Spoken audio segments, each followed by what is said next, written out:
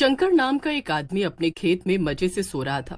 रात का समय था कि तभी अचानक से शंकर के मुंह पर एक पत्थर आकर गिरता है। आह! आह! मेरा मुंह।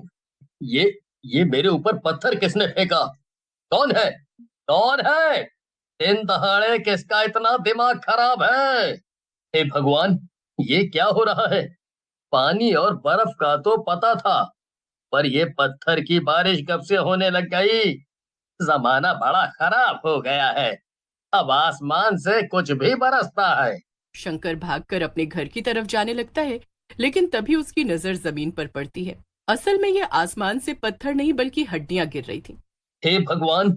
ये तो कंकाल के टुकड़े हैं। हड्डियां ये आसमान से कैसे गिरने लगी? लगता है कि कोई भूत प्रेत का चक्कर है। भागो रे बाबा भागो। शंकर देखता है कि गांव में हड़कंप मचा हुआ था और लोग इधर उधर भाग रहे थे। अचानक से हड्डियां गिरना बंद हो जाती हैं और फिर खून की बारिश होने लगती है। बारिश इतनी तेज होती है कि पूरे गांव में खून ही खून भर जाता है और खून की बाढ़ आ जाती है। कुछ लोग तो अपने घरों में जाकर छिप जाते हैं, मगर कुछ बहकर चले जाते हैं। थोड़ी देर बाद जब बारिश बंद होती है और बाहर के हालात सुधरते हैं, तब बचे हुए कुछ लोग बाहर आते हैं। ये सब आखिर हुआ क्या? ये कैसी भूतिया बारिश थी कि गांव के आधे लोगों को अपने साथ ले गई। ना जाने वो लोग कहाँ गए होंगे। अब हम उनका पता कैसे लगाएं? अरे तुम्हें उनकी पड़ी है। पहले अपने आप को तो बचा लो, वरना थोड़ी ही देर में तुम भी उन्हीं के पास पहुंच जाओगे।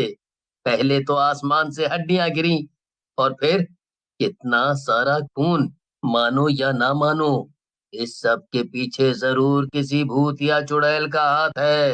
हाँ। अरे मगर जो लोग बारिश में बहकर गायब हो गए उनका क्या? वो क्या मर गए? नहीं नहीं, ऐसा नहीं हो सकता। ऐसा होना भी नहीं चाहिए। क्या पता, लेकिन हमें गांव छोड़कर शहर चले जाना चाहिए, क्योंकि अगर वो बारिश दोबारा हुई तो हम सब मारे जाएंगे। बाकी सब बचे हुए गांव वाले शंकर की बात से सहमत हो जाते हैं, मगर एक औरत जिसका नाम ज्योति था वो कहती है, नहीं, हम गांव छोड़कर कैसे जा सकते हैं? जब भूतिया बारिश हुई तब मेरी बेटी मीना बाहर खेल रही थी। वो भी अब गायब है। हम सबको मिलकर गायब लोगों को ढूंढना चाहिए। हम ऐसे कैसे उन्हें जाने दे सकते हैं? हाँ हाँ, तुम एकदम ठीक कह रही हो। मेरी गाय भी लापता है। मैं उसे ऐसे मरने के लिए तो नहीं छोड़ सकती हूँ ना। अरे लेकिन वो सब गायब नहीं हुए। वो सब तो। नहीं, इसके आगे कुछ मत कहना। अगर तुम लोगों को यहाँ से जाना है तो अपना बोरिया बिस्तर बांधो और चले जाओ। मैं तो गायब हुए लोगों को और अपनी मीना को ढूंढ कर रहूंगी। अरे अरे गांव वालों, इसे छोड़ो, यह तो सचमुच पागल हो गई है। हाँ, हम सब गांव छोड़कर चलते हैं, वरना हम भी बेमौत मारे जाएंगे। इसे अगर मरना है तो शौक से मरे। हाँ। ये सुनकर सभी गांव वाले हैरान रह जाते हैं। सभी गांव वाले गांव छोड़कर जाने की बात से सहमत थे, लेकिन तभी अचानक से आसमान में बहुत तेज बिजली कड़कती है और सब लोग डर जाते हैं। ये क्या? फिर से बारिश होने वाली है क्या? अरे भागो रे! अपनी अपनी जान बचा के भागो! नहीं नहीं, हमें जल्दी अपने घरों के अंदर जाना चाहिए। यहाँ बाहर रहना या कहीं बाहर भागना खतरे से खाली नहीं है। अभी सबसे ज्यादा सुरक्षित हमारा घर ही है। पूरे गांव में भगदड़ मच जाती है और सब अपने अपने घरों के अंदर भागने लगते हैं कि तभी आसमान से एक चुड़ैल उड़ते हुए जमीन पर आती है और जोर जोर से हंसने लगती है। मैं हूँ बारिश करवाने वाली चुड़ैल, और अब मैं तुम सब बचे हुए लोगों को भी खत्म कर दूंगी। कोई भी मुझसे बच नहीं पाएगा, और जिसने भी चालाकी दिखाने की कोशिश की उसे तो मैं सबसे पहले खत्म करूंगी। सभी लोग अपने अपने घरों में छिप गए थे, मगर वो खिड़की से चुड़ैल को साफ साफ देख पा रहे थे। शंकर और ज्योति साथ में ज्योति के घर में छिपे थे। वो जब खिड़की से बाहर बारिश की चुड़ैल की बात सुनते हैं तो घबरा जाते हैं। हे भगवान! ये तो सचमुच कोई चुड़ैल है। हमें जल्द से जल्द यहाँ से भागना चाहिए। मैं कब से एक ही बात कह रहा हूँ, मगर कोई भी मेरी बात पे ध्यान क्यों नहीं दे रहा है? क्या तुम सबको मरने का। अरे तुमने सुना नहीं?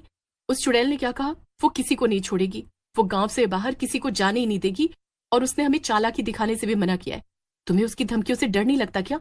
हे भगवान, कि चुड़ैल तो बहुत ही ज्यादा ताकतवर है। देखते ही देखते इसने एक पूरे के पूरे घर को ही आग लगा दी। हमारी बरसों की मेहनत को एक झटके में तबाह कर दिया इस चुड़ैल ने। मैं तो पहले ही कह रहा था कि हम सब यहाँ से भाग जाते हैं। तो तुम इतने मतलबी कैसे हो सकते हो? तुम्हें सिर्फ अपनी पड़ी है। अरे वो चुड़ैल किसी को कहीं नहीं जाने देगी। अब सबको साथ मिलकर उससे लड़ना होगा। बाहर पत्थर, खून और आग की बारिश हो रही है। तभी उसका ध्यान सामने रखे सामान पर जाता है। ये क्या? ये तो छतरी बनाने का सामान है। क्या तुम छतरियां बनाते हो? क्या? हाँ, क्यों, तुम्हें इससे क्या? अरे पागल आदमी, बाहर हमें उस चुड़ैल की बारिश का खतरा है और बारिश बचाता है छतरी। इसका मतलब हमारे पास उस चुड़ैल से बचने का एक रास्ता है। वाह, मैं पागल हूँ या तुम? इस छतरी से तुम आग और पत्थर की बारिश से बचोगी।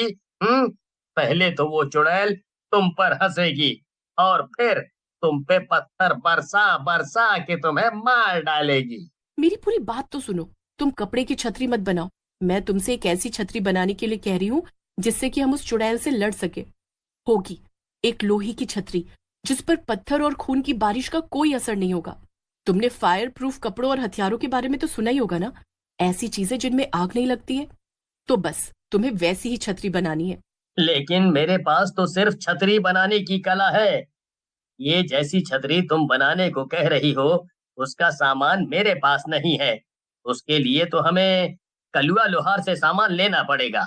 तो ठीक है, जैसे ही रात हो जाएगी हम उसके घर जाएंगे और हम लोग सभी गांव वालों को भी अपने प्लान में शामिल कर लेंगे।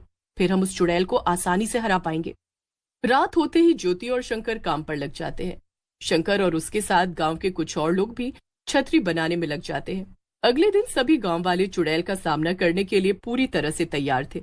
अगले दिन सुबह होते ही चुड़ैल फिर से वापस आ जाती है। कहाँ हो गांव वालों?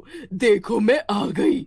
अब तुम लोग भी जल्दी जल्दी बाहर आ जाओ और ये गांव छोड़कर चुपचाप चले जाओ। चुड़ैल की बात सुनकर सभी गांव वाले हैरान हो जाते हैं। तो तुम अगर हम सबको यहाँ से भगाना ही चाहती थी, तो फिर हमें अभी तक जाने क्यों नहीं दे रही थी?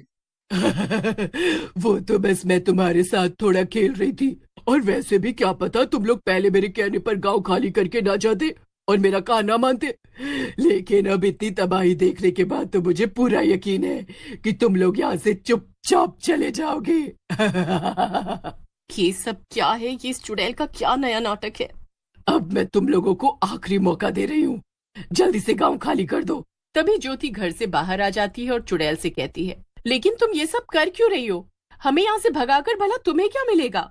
ओहो, तुझ में तो बड़ी हिम्मत है। चल, अब तू पूछ रही है तो मैं बता देती हूँ।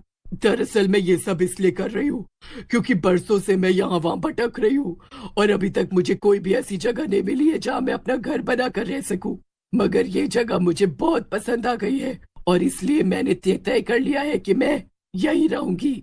नहीं, हम कहीं नहीं जाएंगे। ये हमारा घर है। कोई यहाँ से जाएगा तो वो हो तुम। अच्छा, ठीक है।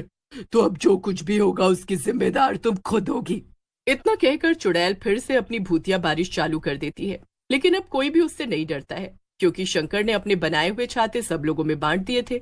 देख लिया ना चुड़ैल की बच्ची, हम तुमसे नहीं हारेंगे। अब तुम्हें यहाँ से जाना ही होगा क्योंकि अब तुम हम सबसे हारने वाली हो। अरे नहीं, ये सब क्या हो रहा है? अब मैं क्या करूंगी? कैसे इन लोगों को यहाँ से भगाऊंगी? नहीं नहीं नहीं, मैं हार नहीं सकती। इतना ही नहीं, ज्योति ने अपनी सूझबूझ का इस्तेमाल करके शंकर से एक बड़ा सा बक्सा भी बनवाया था। गांव वालों, यही मौका है। जल्दी से उन नंगारों को इस चुड़ैल पर फेंक दो और इसका सारा खेल खत्म करो। इसने हमें बहुत परेशान कर लिया है। अब इसकी बारी है। सही मौका पाते ही लोग चुड़ैल पर उन अंगारों को फेंक देते हैं और चुड़ैल जलन के मारे तड़प उठती है। देखते ही देखते चुड़ैल उन अंगारों से जलकर राख हो जाती है और ज्योति की समझदारी के कारण आज सभी गांव वाले बच जाते हैं। थोड़ी दूर ढूंढने के बाद उसे अपनी बेटी